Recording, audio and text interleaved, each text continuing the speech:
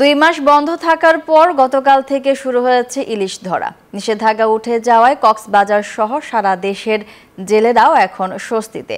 এই বিষয়ে বিস্তারিত জানাতে কক্সবাজার ফিশারি ঘাট থেকে যোগ দিচ্ছেন সহকর্মী সিয়াম সোহেল। সিয়াম, জেলেরা কি বলছেন, জালে ইলিশ কেমন ধরা পড়ছে জানাবেন।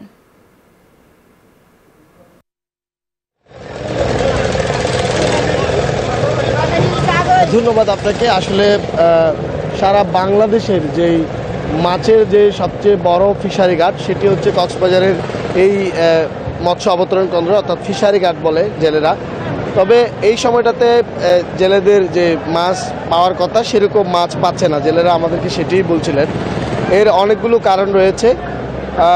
আমরা যদি এভাবে বলতে চাই যে এই সময়টাতে ইলিশ ধরার সময়, তবে এই সময়টাতে গরমের কারণে এবং নানা দুর্যোগের কারণে জেলেরা তেমন মাছ পাচ্ছে না। সমুদ্র বিজ্ঞানীরাও চেষ্টা করছে এটি বের করার, তবে মাছের চেয়ে জেলিফিশ ধরা পড়ছে।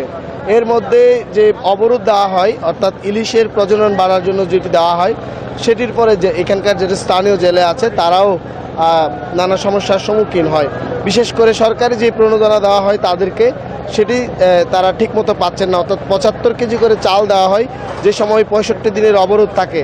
যদিও বা এখন মাছ ধরা ঠিক আছে, সেই ক্ষেত্রে আগামী 18 তারিখ থেকে জেলেদের যে 65 দিনের নিষেধাজ্ঞা সেটি আবারও শুরু হবে। জেলেরা বলছেন যে তাদের এই সময়টাতে যাতে সরকারি সহায়তা তাদের থাকে।